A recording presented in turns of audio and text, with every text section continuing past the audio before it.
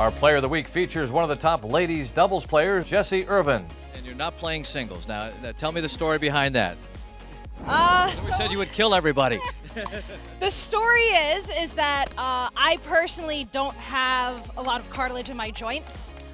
It's a kind of a form of arthritis, and I really enjoy the game of pickleball, and I want to play as much as I can. And in my opinion, I think singles would kind of shorten my lifespan. So I've decided to just stick with doubles and mixed and have a partner beside me to help me out instead of, because singles is tough. It's tough on the body. So I have to try to preserve my body as much as I can. Now you're playing with Engage. You're part of the Engage team, so we're there. Because I've been playing since 2019, and Engage was the very first company to kind of take me on and sponsor me, and I've been with them ever since, and I love it. I play with the Maverick, so it's a longer handle. That's because you win with it, right? Oh, absolutely. I mean, for tennis players especially, the longer handle, the stiffer Maverick, it's a great crossover for any tennis player getting into pickleball. Now, talk about the tennis transition to pickleball. How long did it take you to get the nuances of pickleball? I probably worked really hard at it. I would say for the first 3 or 4 months, probably 3-4 days a week, I was putting in a few hours each time, just trying to, because it is different. There's a lot of shots in pickleball that you just don't have in tennis. There are certain variables in tennis like footwork and watching the ball that kind of translate over, but there's a lot of shots in pickleball that you just don't have in tennis, and it's a smaller court.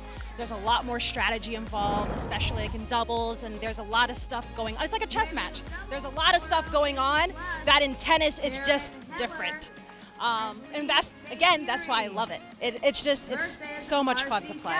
And talk about the difference with mixed doubles, because mixed doubles, a lot of times I see the guys taking over. They take over the court and they end up going from this side of the court to the other side.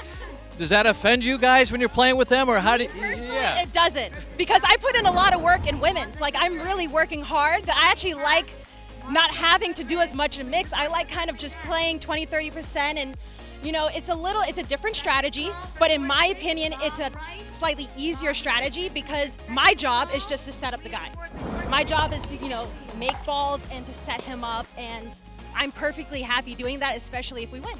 That's, at the end of the day, all you want to do is win. So, whatever that game plan is, sometimes it changes. Sometimes, maybe my guy partner isn't feeling great and I need to play a little bit more, and I'm perfectly happy with that.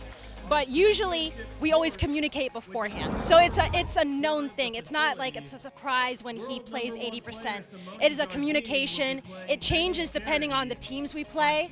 But I mean, there's aspects of women's that I love, and then there's aspects of mixed that I love, because I love playing against the guys, and I love just that dynamic and, the cat and mouse of it, but it's great.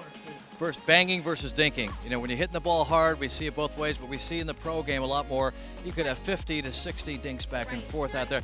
The patience of that. I mean, I know it's frustrating when you finally lose the patience, you go for it, and then hit the ball right back. What's the challenge there? How much do you practice dinking versus overall game? I will say the first 3 months that I started, because I came from tennis, one of my friends kind of who brought me on to pickleball was like, don't hit hard. For the first 3 months you play, just learn the soft game, learn the dinking, learn the drops, because if you're from tennis, you will always have the hard game. Kind of like golf, you should learn that short game before the long game. It's very similar, whereas like you really need to learn the soft game, get comfortable with that, and then you can add back on the hard game, because again, you're right, like there's a lot of times where it's just not there. Like you can't attack balls, and especially as you play better players, they're hitting higher quality shots, which are harder to attack. So you have to be more patient. And it does become kind of the will of who is willing to wait for the right moment and who is going to lose their patience and try to see if they can pull something out of their hat. But that's the beauty of the sport. Yeah, so I love it. I think for me personally, I've been actually working more on speeding up and adding that to my game, because I was kind of more of a dinker. Kind of like when I first started, the rule was you dink every ball unless you can take it out of the air. So once you get to the kitchen, if you can't take it out of the air, do not hit it hard. And that was kind of my rule going into it. And I kind of lived by that rule for a long time, and I think this year, kind of during COVID, when we had time off, I started working on adding other elements, because again, everybody's getting better. So you always have to add new things to your game, But I think having that core foundation of having the soft game, having the dinks is really important, because at the end of the day, it's hard to attack those balls.